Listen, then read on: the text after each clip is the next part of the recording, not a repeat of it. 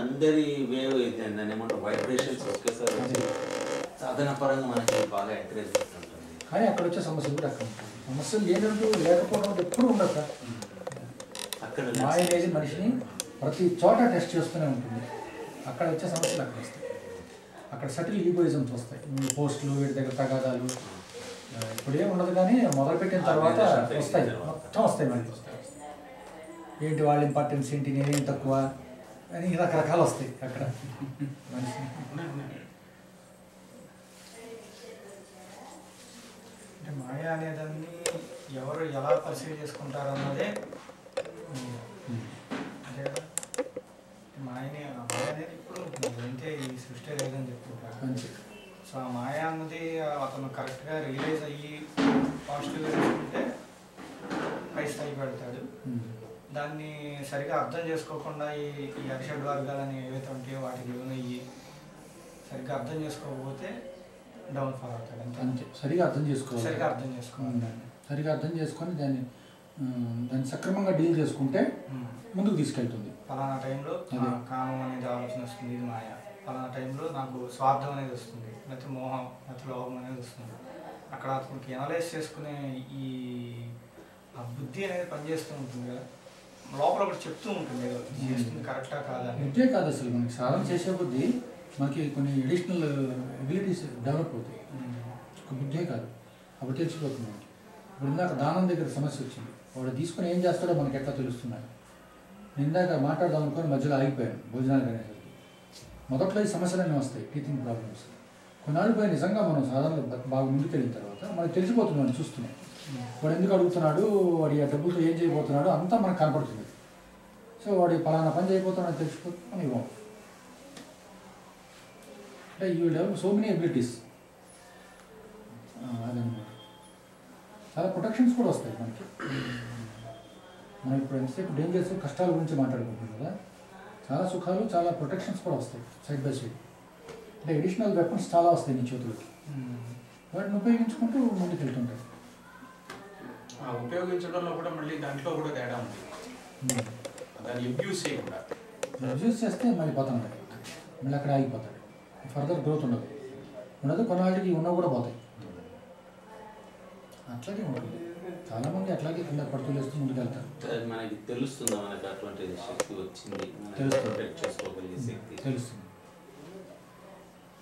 మనకేం లేదు, ఒక మజిల్ బాడీ బిల్డింగ్ లాంటిది. మీకు బలం పెరుగుతుందని మీకు తెలిసిపోతుంది కదా. అంతకుముందు ఎత్తలేని బరువుని మీరు ఎత్తగలుగుతారు, అది మీకు తెలిసిపోతుంది. అంతకుముందు ఒక సిచ్యువేషన్ వచ్చినప్పుడు మీరు దాన్ని సరిగ్గా డీల్ చేయలేక దానికి లొంగిపోవడం, లేదంటే కింద పడిపోవడం ఏదో చేస్తారు కదా. ఇప్పుడు అంత తొందరగా లొంగరు మీరు, ఇప్పుడు అంత తొందరగా కింద పడి, ఒక్కోసారి అసలు లొంగరు, అసలు కింద పడరు కూడా, అక్కడ తెలిసిపోతుంది.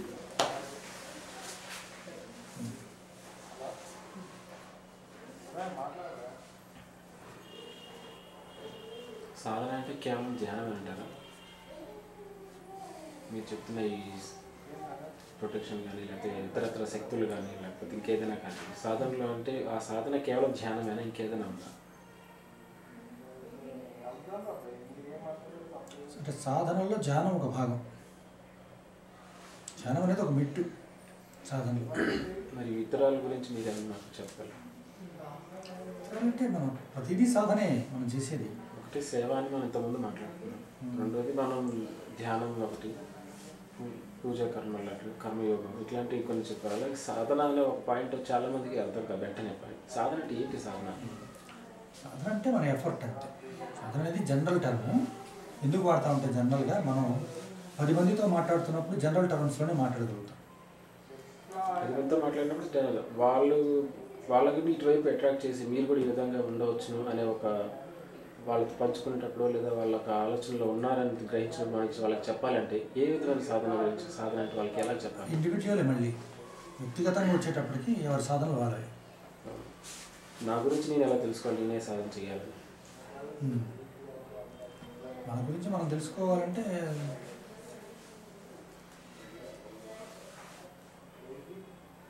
దీని గురించి రాజయోగం మంచి మార్గం అని చెప్పి ఏదైనా తెలుసుకోవాలి. అంటే ఏమవుతుందంటే సాధనా మార్గంలో వెళ్తున్నప్పుడు ఏమి చేయాలని ప్రొఫెషన్ ప్రతి వాడికి ఉంటుంది సార్. అందువల్లే గురువు కావాలనేది. ఏం చేయాలో తనకి ఎట్లా తెలుస్తుంది? ఇప్పుడు నేను ఇప్పుడు శ్రీశైలం వెళ్ళాలి, నేను శ్రీశైలం చూడలేదు, నేను ఎట్లా వెళ్ళగలను? ఒకవేళ నేను బయలుదేరి వెళ్తే చేరుకుంటాను, కానీ కష్టం కదా. నానా కష్టాలు కూడా ఎప్పటికో చేస్తాను, తెలిసిన వాడి సాయం తీసుకుంటే తొందరగా చేస్తాను. ఇప్పుడు ఏం చేయాలో నాకు తెలిసే పని అయితే అయిపోయింది. నేను చాలా వరకు ముందుకు వెళ్ళిపోయినాను. అది తెలియదు కనుకనే ఈ బాధ అంతా. గురువు అవసరం అనేది. గురువు కూడా కొంతవరకే కదా. కొన్నాళ్ళు అయిన తర్వాత గురువు ఇంకా రాడు మనతో. ఎందుకంటే మనకే కనిపిస్తుంటుంది దారి, కళ్ళు తెరుచుకుంటాయి, మనకే కనిపిస్తుంటుంది. అంతవరకు తీసుకొస్తాడు. ఇంకా నీకు కనిపిస్తుంది కదా, ఇంకా నువ్వు నడువు అని తను వెళ్ళిపోతాడు. అంతవరకు. ఇప్పుడు ఎవరైనా తను తెలుసుకోవడం చేయాల్సింది అల్టిమేట్గా. దాంట్లో మన వ్యక్తిగతంగా మన దారి ఏమిటనేది తెలుసుకోవాలి. దానికి గురువు సహాయం తప్పనిసరి కావాలి. దాన్ని అర్హత సాధించాలి, మనం తెలుసుకోవాలి అనే తపన ఉంది, కానీ దాన్ని తెలుసుకోవాలంటే కాస్త అర్హత కావాలి, మనం దానికి ప్రిపేర్ అయి ఉండాలి అని. తపనే అర్హత. తపనతో పాటు ఆ తపనలో పాటు మనకు కావాల్సిన యమ నియమాలు లాంటివి, సత్యవ్రతం లావచ్చు, మరి కేవలం ఇలాంటివన్నీ పాటించాలి. ఏం పాటించకపోయినా కూడా ఆ తపనలో మనలో ఉండి ఆలోచిస్తూ ఉంటేనే వచ్చేస్తుంది అటువంటి దారుణాలు కనిపిస్తుంది. ఆ తపనే తీసుకెళ్తుంది అక్కడికి. తపన ఇంకా బాగా లోతుగా పెరిగితే, ఇందాక అనుకున్న మంట అనేది బాగా జ్వాల బాగా పెద్దదిగా ఉండాలి. ఆ తపనకి డెప్త్ రావాలి. వచ్చినప్పుడు నువ్వు చెప్పినవన్నీ వస్తాయి, అనుసరించి వస్తాయి. అదే తీసుకెళ్తుంది. కొన్ని ఉదాహరణకి సాధనలు అంటే వ్యక్తిగతంగా మీరు కొన్ని చూసుంటారు, ఈ వ్యక్తికి ఈ విధంగా ఉంటుంది అని. మీరు అటువంటి కొన్ని సాధన అంశాలు మీరు మాకు ఉదాహరించగలరు. ఒక వ్యక్తి ఈ భక్తి మార్గాన్ని ఈ విధంగా పట్టుకున్నారు, ఒక వ్యక్తి కర్మ మార్గాన్ని ఈ విధంగా చేస్తుంటారని. అటువంటి మాకు సాధనకు సంబంధించిన కొన్ని ఉదాహరణలు మీరు ఏమైనా చెప్పగలరు? చెప్పలేము, ఎట్లా చెప్తాను. ఎంతమంది మనుషులు ఉన్నారు, వారికి వారి విధంగా వేరుగానే ఉంటుందంటారు తప్పని. అంతే. ఏ ఇద్దరిది ఒకరిగా ఉండదు.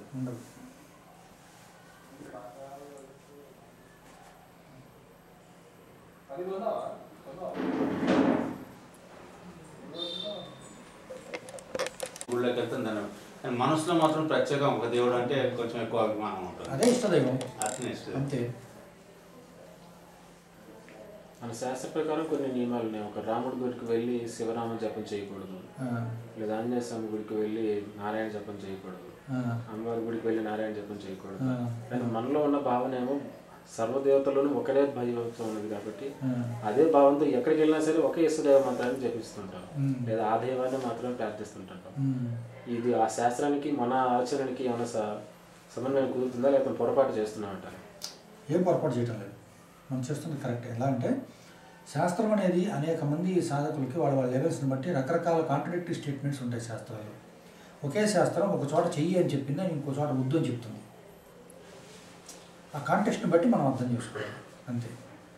ఇప్పుడు ఆ ఫలానా గుళ్ళో ఆ నామజపం చేయకూడదని ఎక్కడుందో నాకు తెలియదు, ఏ శాస్త్రంలో ఉందో ప్రామాణికత. కొంతమంది చూతారేమో. నామజపం కాదు అక్కడ, ఆ పూజ అలా చేయకూడదు. అంటే శివలింగానికి తీసుకెళ్ళి విష్ణు సహస్రనామంతో పూజ చేయకూడదు. పూజ మనం ప్రదర్శన చేస్తూ మన గుడి ప్రదర్శించినప్పుడు. అలాగే ఇప్పుడు ఒక అమ్మవారి గుళ్ళో ఉండే పూజారి ఆంజనేయ స్వామి అష్టోత్తరం చదువుతూ అమ్మవారికి పూజ చేయకూడదు. ఎందుకంటే ఆ సైన్స్ వేరుంది. అక్కడ ప్రాణప్రతిష్ఠ చేసి అక్కడ యంత్రాన్ని స్థాపించి అక్కడ ఆవాహన చేసిన దేవతా శక్తి ఒకటి ఉంటుంది. ఆ శక్తికి సంబంధించిన పూజ చేయాలి. అప్పుడే అక్కడ అనుగ్రహం తొందరగా వస్తుంది. కానీ నామజపం సంగతి వేరు. నామజపం చేసే భక్తుడు మామూలుగా గుళ్ళోకి చేసినప్పుడు తన ఇష్ట దేవతని ఆ దేవంలో చూడాలి. అది కరెక్ట్ సాధన. ఏకనిష్ట అంటే అది. మనం రామాలయానికి వెళ్ళామనుకో, నువ్వు శివభక్తుడివి, అక్కడ ఉన్న రాముడి విగ్రహంలో కూడా నువ్వు శివుడిని చూడొచ్చు. నువ్వు శివుడినే ప్రార్థించాలి, కానీ రాముడినే శివుడిని చూస్తావు. రాముడు శివుడు నిజానికి వేరు కాదు కదా, ఒకటే కదా. అదే సంగతి రాముడికి తెలుసు. కాబట్టి నేనేం తప్పు పట్టలేదు, నీకేం దోషం అంటుకోవద్దు. కానీ ఆచారపరంగా అక్కడ చేసే పూజలు ఉంటాయి, అవి మాత్రం అదే చేయాలి అంతే. ఒక సాధకుడు అయిన వాడు మాత్రం ఒక ఇష్టదేవత మంత్రం తీసుకున్నావు అనుకున్నావు. సపోజ్ నరసింహస్వామి మంత్రం తీసుకున్నావు అనుకుందాం. నువ్వు ఎక్కడికో ఒక ఆంజనేయ స్వామి గుడికో లేదంటే ఎక్కడికో వెళ్ళి అమ్మవారి గుడికో లేదా తిరుపతికే వెళ్ళావు అనుకో. నువ్వు తిరుపతిలో వెంకటేశ్వర స్వామి మంత్రాన్ని జపించాలని ఏం లేదు. నేను నరసింహ మంత్రమే నువ్వు జపిస్తావు. వెంకటేశ్వర స్వామిలో ఉన్న నరసింహస్వామి నీకు ప్రసన్న అవుతాడు అంతే. కోర్ ఒకటే, ఆ కోర్ని తీసుకునే దాన్ని బట్టి ఉంటుంది. కానీ గుడి అయిన తర్వాత ఆగమ శాస్త్రాల ప్రకారం దాని కొన్ని రూల్స్ ప్రకారం ఉంటుంది కదా, వాళ్ళు మాత్రం అదే చేయాలి అంతే. దేవతామూర్తికి చేసే పూజ మాత్రం ఆ దేవతా స్వరూపంకి సంబంధించిన పూజలే చేయాలి. మనం బయట భక్తులు ఏదైతే వెళ్తామో మన ఇష్ట దైవాన్ని ఆ దైవంలో చూసుకోవచ్చు, మనం మాత్రమే మనం చేసుకోవచ్చు అంతే అంతే. ప్రతిష్ఠ చేశారు ఆ దేవతకి ఒక యంత్రం రాశారు. అంతా యూనివర్సల్ అవేర్నెస్ అంతా ఒకటే ఒకటే. ఇప్పుడు ఆ దేవత విగ్రహంలో ఉన్న యూనివర్సల్ అవేర్నెస్, శివుడిలో ఉన్న యూనివర్సల్ అవేర్నెస్, రాముడిలో ఉన్న యూనివర్సల్ అవేర్నెస్ ఒకటే ఉన్నప్పుడు అప్పుడు మాత్రం ఎందుకు ఆచార వ్యవహారాలు వస్తాయి? ఆచార వ్యవహారాలు అనేది వేరు కదా. ఇప్పుడు యూనివర్సల్ అవేర్నెస్ ఒకటే అయినప్పటికీ మనం దాంట్లోంచి ఒక షేప్లోకి ఒక ఫామ్లోకి తీసుకొస్తాం, దాన్నే ఇన్వోక్ చేస్తాం అన్నమాట. ఇప్పుడు 1000 నామాలు ఉన్నాయి, సహస్రనామాల్లో 1000 నామాలు ఉన్నాయి భగవంతుడికి. ఒక నామాన్ని మనం తీసుకుంటాం కాబట్టి ఏమవుతుంది, ఆ యూనివర్సల్ ఫోర్స్ ఛానలైజ్ అయిపోయి ఆ నామం ఏ రూపాన్ని కలిగిస్తుందో ఆ రూపంలో నీకు కనిపిస్తుంది అదన్నమాట. ఇప్పుడు ఒకే మనిషి ఒకే ఇంట్లో భర్తగా, తండ్రిగా, బాబాయిగా, తమ్ముడుగా, అన్నగా, తాతగా రకరకాల రిలేషన్స్తో ఉంటాడు కదా.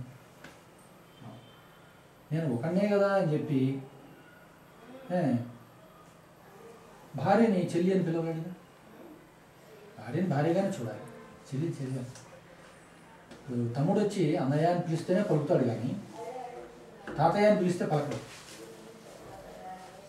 మనిషి అదే మనిషేగా, మనిషిలో ఏమైనా తేడా ఉందా? అంటే యూనివర్సల్ కాన్షియస్నెస్గా మనం పూజించట్లేదు అక్కడ.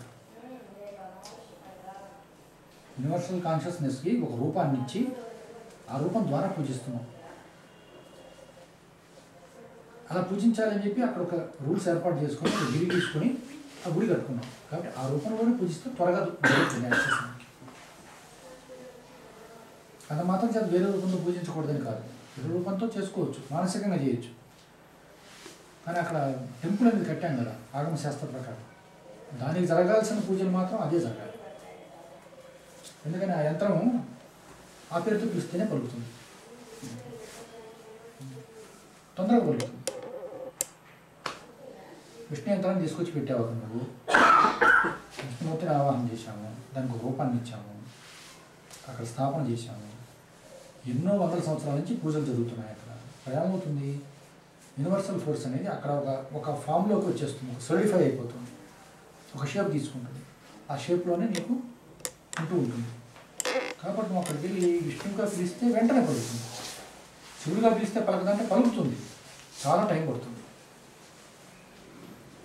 తిరుపతిలో ఉన్న అమ్మవారి విగ్రహం అదే బాలత్రిపుర సుందరి విగ్రహాన్ని మా తర్వాత అర్ధనారీశ్వరగా పూజించి ఇప్పుడు ప్రస్తుతం ఉన్న విష్ణువుగా మార్చారు అని. మరి ఇది ఎన్నో ఏళ్ళు పట్టిందంటారు దీనికి కూడా? రామానుజాచార్య సమయంలోనే మారింది అట్లా. శాసనం కూడా ఉందని అంటారు, కానీ ఇప్పటికీ చాలా మందికి అది కథగానే తెలుస్తుంది. అది నిజంగా మాత్రం అందరికీ చేస్తారు అక్కడ. విష్ణువుకే చేసిన అన్ని రోజుల్లో రకరకాల దేవి నవరాత్రుల్లో బ్రహ్మోత్సవాలు జరుగుతాయి. మిక్స్డ్ ఆచారాలు ఉన్నాయి.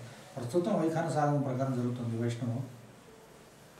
కానీ కొంతమంది పెద్దలు ఒక నలుగురు పెద్దలు అక్కడ ఉన్న వాళ్ళు మామూలు ఇదే సందేహం అడిగినప్పుడు మళ్ళీ అది శక్తికి ఒక క్షేత్రం అని చెప్పారు. శక్తి క్షేత్రం అనేటప్పటికి మళ్ళీ అమ్మవారికి వదిలితే వస్తుంది. శక్తి క్షేత్రమే అది. ఇప్పుడు బ్రహ్మానంద స్వామి కదే మనకి ఉంది కదా ప్రామాణికం. బ్రహ్మానంద స్వామి ఏ దేవుడికి వెళ్తే అక్కడ దేవీ దేవత దర్శనాలు జరుగుతుంటాయి ఆయనకి. ఆ రకంగా అక్కడికి వెళ్ళి చూస్తే అమ్మవారు కనిపించింది ఆయనకి. మనుషులకు వెళ్ళి కనుక్కోమంటాడు. మహంతుల దగ్గరికి వెళితే అప్పుడు వాళ్ళు చెప్పారు ఇది 1930లో జరిగింది, ఇది మనకి ఆల్రెడీ ఉంది ప్రామాణికంగా. ఆ మహంతులు చెప్పారు అవునండి ఇది శక్తి క్షేత్రం, రామానుజుల కాలంలో దీన్ని వైష్ణవాలయం కింద మారింది, అక్కడ ఉన్నది శక్తి క్షేత్రం అని చెప్పి సమాధానం వచ్చింది. అంటే ఇప్పుడు మనకి బ్రహ్మానంద స్వామి ప్రామాణికంగా మనం ఉండేటువంటి లీన్ ఏదైతే ఫాలో అవుతున్నామో దాన్నే మనం ఆధారంగా తీసుకుంటే అది శక్తి క్షేత్రం అని నమ్మాలి నా ఆలోచన. శక్తి అయినప్పుడు విష్ణువుగా పూజిస్తే అట్లా బలం